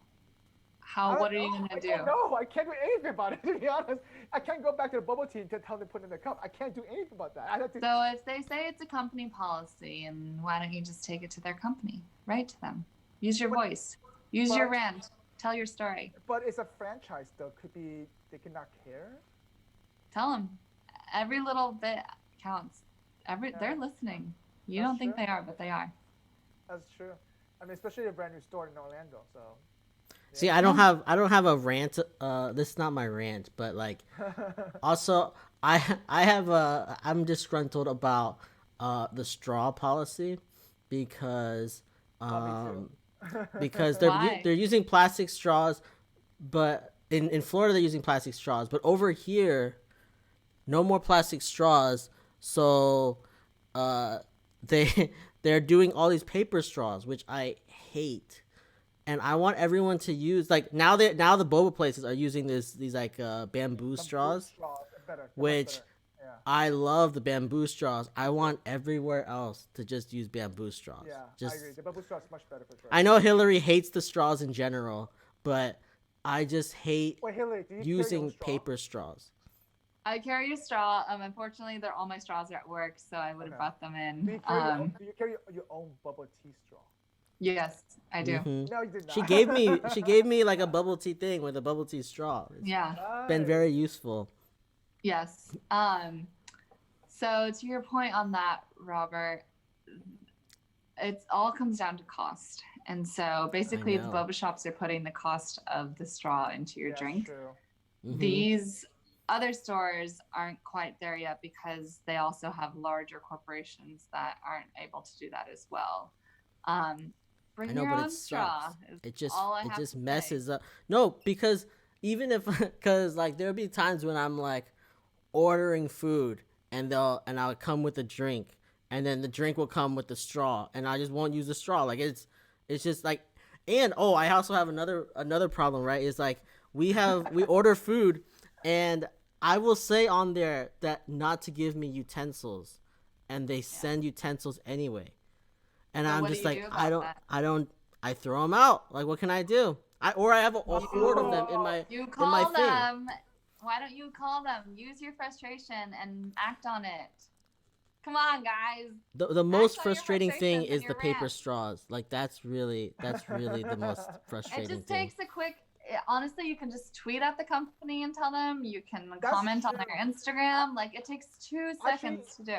Chipotle has done a great job on this. So I remember I was picking at different. So I did this challenge that I would go to Chipotle every single day for different locations for a month straight, 2 months straight, right?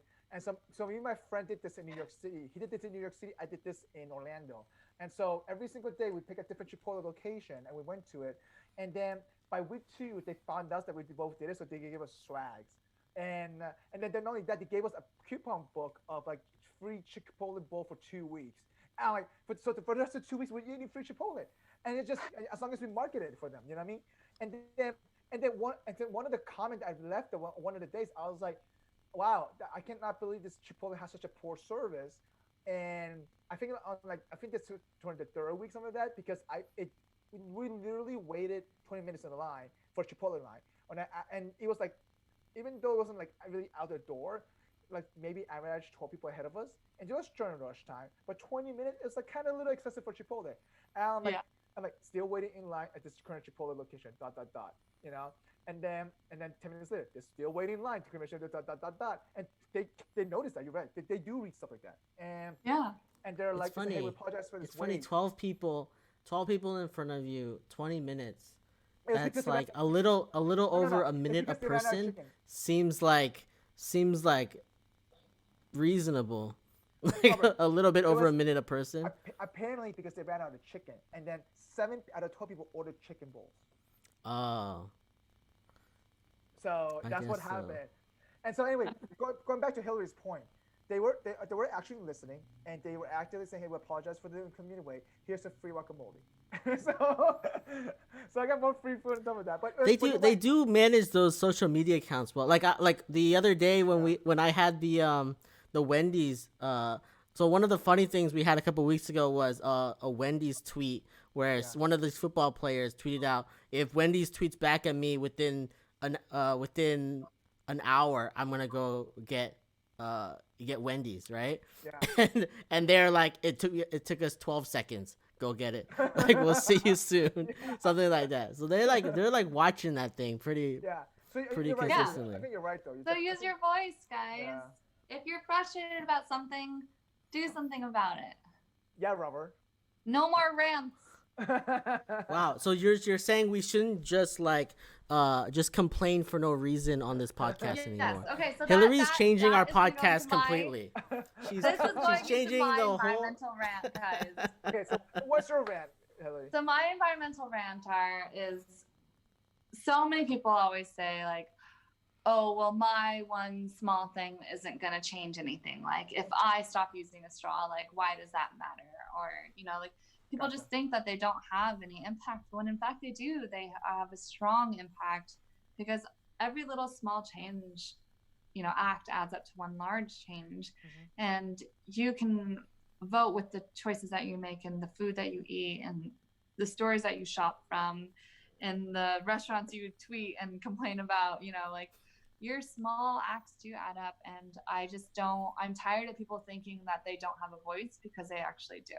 And we've seen this time and time again, that when people come together, they really can make a difference. And I want people to do that. Do you think that could be an excuse though? Or is it because people are being lazy? Or do you think that's because they just don't feel like they truly don't think they can change? For me, so I've seen a variety of things. I've seen people, it's because they're absolutely lazy. I've seen people because they're very pessimistic. I've seen people do it for political reasons. I've seen people do it because they just literally don't care. Like, I don't care what your reason is. I think at the end of the day, you should know that your voice is absolutely powerful.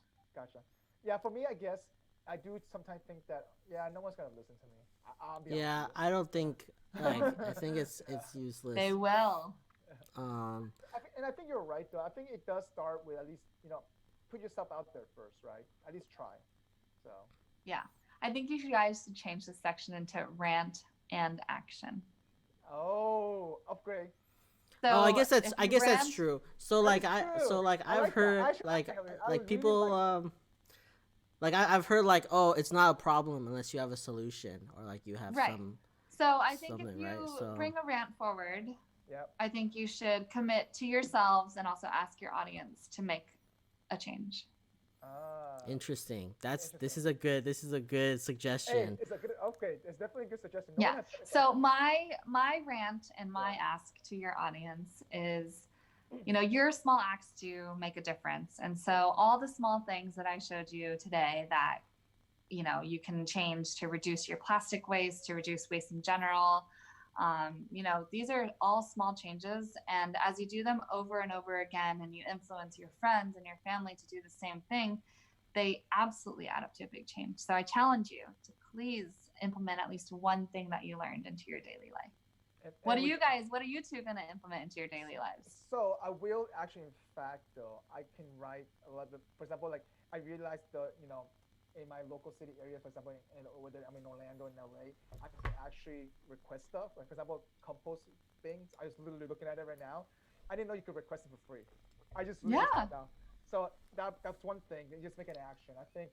But you're right, though. Like, for example, that bubble thing, I definitely gonna tweet it out. Like, I wonder if I could use my own cut ... Ask them. Yeah, that's true. And then you're right. And you never know. Because guess what? They can reply back publicly saying, "Hey, you can," and then they're stuck with it. And then you can show the store and be like, "Hey, you're wrong. Your corporate said that I can do this." There you go. Interesting. Yeah. What are you gonna do, Robert? I have no idea. What am I gonna do? I had a table full of props, and you don't want to implement one of those things into your lives? I was thinking about the delivery stuff that I was complaining about. No. What can I guess you could order less Amazon packaging stuff. Yeah, I think that's gotta be a thing that I gotta do, is order less Amazon stuff. You do order a lot of Amazon stuff. I just have so much. And like with us being home, like it's so much worse. Harder. Yeah, I feel like to be honest though, with this whole COVID situation, that environment thing has gone way drastically worse. To be honest. And I think I've gotten worse because I'll order stuff, knowing that if I don't like it, I'll just return it, and it's just nope. Yeah. So go in with the mentality of you can't return it. Final sale. Yeah. Final sale. Robert, reduce, okay? Reduce. Yeah, reduce. Or refuse. You don't need it. There you go. Or refuse. Save money. Yeah. I don't know. I need it. I need everything. I need everything in the world. All right, Hilary, all the things. With that in mind, where people can find you? What do you like to plug in this morning? So I have a Instagram page that I load a lot of tips and tricks on how to reduce your waste. Also, one of my favorite things is going to farmers markets and getting vegetables and making mason jar salads. So if you're looking for great salad recipes or also just vegetarian recipes in general, because I try to eat vegetarian because it's better for the environment, go to my page. It's Ecological. See above right there, above her name. Right yes. there. Above her name. I'm showing it on screen right now. Yeah. Follow her, like her post. Check it out. EEGO Logical. Be Ecological. It's a pun on my name. I'm looking at it right now. This is such a pretty good feed, though. So how long ago did you start this? It looks awesome. Oh, so I started. It's actually a blog. If you want to find my old blogger page. From college, and more recently I just tried to revamp it as a Instagram page to make it more colorful and vivid. So I haven't posted. I will post more soon. I've been in like a life transition after leaving San Francisco, so stay tuned for more colorful photos. Hey girl, get on TikTok. Let me tell you, it will drive more I actually do have TikTok. I am already on there. I have maybe a couple videos on there, so you'll see on my Be Ecological page, I loaded like my guacamole, my famous guacamole recipe on there. Ooh, so that's good. I had it before, so yeah. I'm excited to try that. Thank you. There we go. I'm excited to try that. Well, everybody, thanks for tuning in. I think that in terms of making sure, if you like this episode, please subscribe to the channel and smash the like button, please. Smash the like button. Yes. And follow Hilary. Please follow her page, and she'll, as she said, she promised us she's gonna put more posts in it, so we're gonna hold her accountable for that. Okay. Yeah. But anyhow, until next time, thanks for tuning in. Thanks for listening, everybody. And Hilary, I appreciate your time. I learned more than I expected, to be honest. Learned so many things. Yeah, everybody else as well. Appreciate it. And until next time, thanks everybody. Great. Thank you, everyone. Peace. Bye.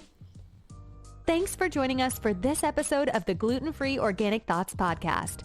As always, we appreciate you.